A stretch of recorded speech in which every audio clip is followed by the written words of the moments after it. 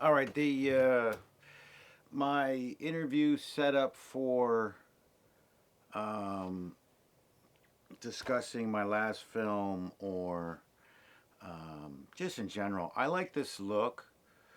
Um, I always liked the Charlie Rose look, where it was like a big, the black is black and it was a big white light. Um, so I did that for the interview.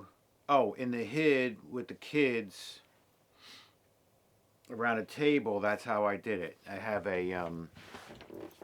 just a bunch of hanging cheap white 56K Home Depot LED bulbs. There's three of those construction lights hanging up, and it's a very hard light, which I use when I shoot in black and white because you need hard light when you shoot black and white. But for the color, it was too harsh. So what I did was I had a big circular bounce thingamajig. So I put that underneath and I bracketed it all up so it's just suspended to soften up that white light. And if you see, like, this is lit, this is dark. There's no, I'm not using a 3-point lighting system. This, once again, I like to just do what I like. I'm looking past you at a big television monitor in the back where both C100 Mark IIs are connected to, and I just go in between. That's my studio setup. I like this. This lighting setup works for me. There's no other lights hitting us. It's just a big bright. Now I can't be too. See this? I can't be like this. This is too much underneath. So, but if I'm just like this, it's exactly the look I want. So I can go about right here if I'm moving around. I just wanted to let you know what my setup was to do all this stuff. Also, I wanted to talk about auto black balance. It's something that you should not forget about. Every time you change your ISO, you need to recalibrate the camera. And I'm not saying that I notice a difference if I don't, but you're supposed to. Oh, my settings on these C100s. Why is that up 4.5? I don't know. Oh, I have it a 4.5 in this, and you know what? Hold on.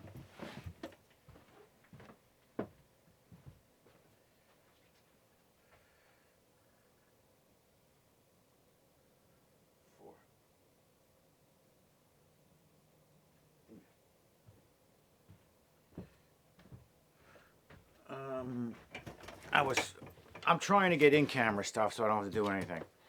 The settings that I'm using, I am at 850 ISO. I've experimented going lower.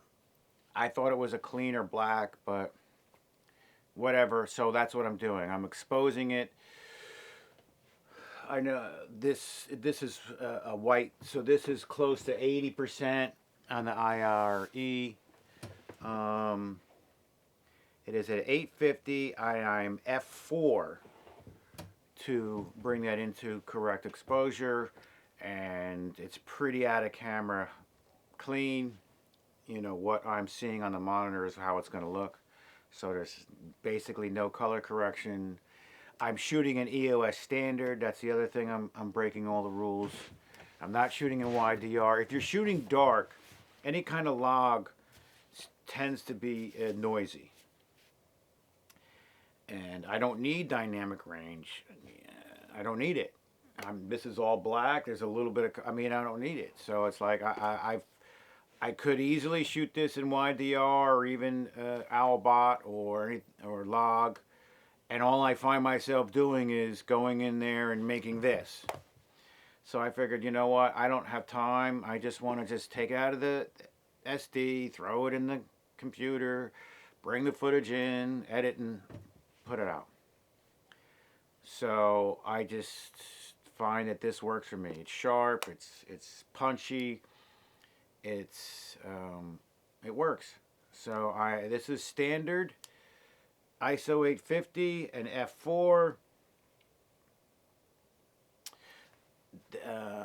My close-up is the 18 to 35 Sigma, and my wide is the Canon 17 to 55, which I'm really starting to like that lens. You know, it came with, when I bought the second C100 Mark II, it came with it, and I was like, oh, I got to get the Sigma. I got to get another 18 to 35, because that's the holy grail. I have to have it. I'm trying to get identical looks. And oh, it's too sharp, it's too whatever, and I'm really starting to like it. I really am, and I want to pick up another one. You know, I can get them for like $400.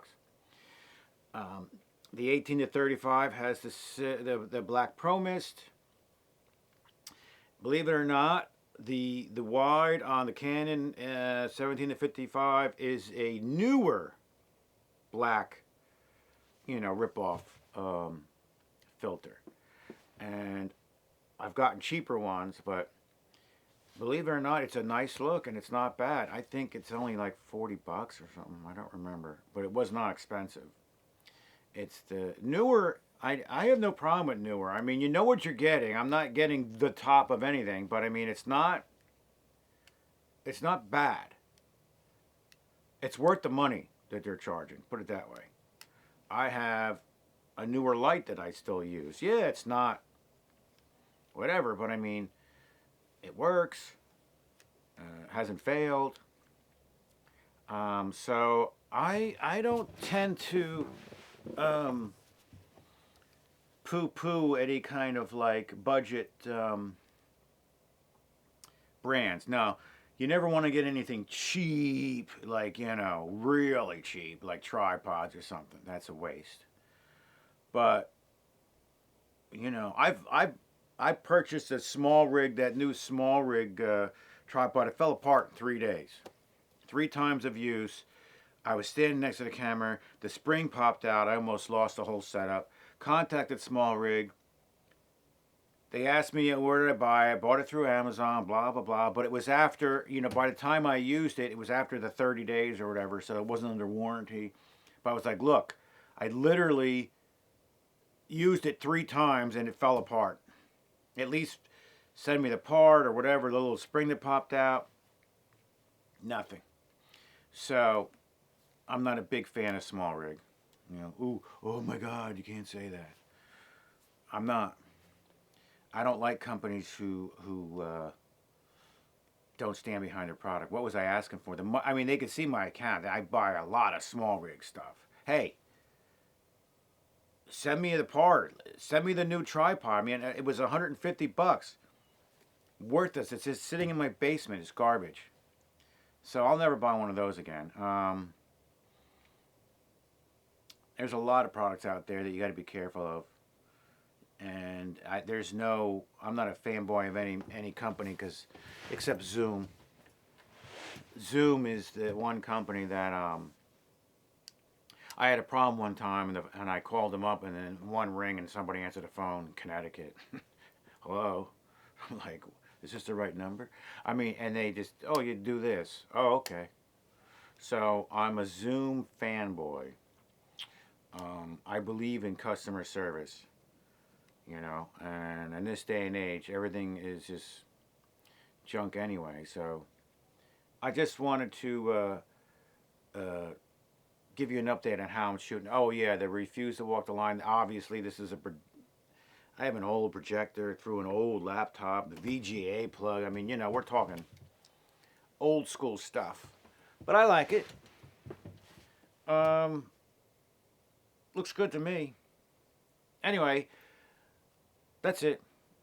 Auto black balance, my setup.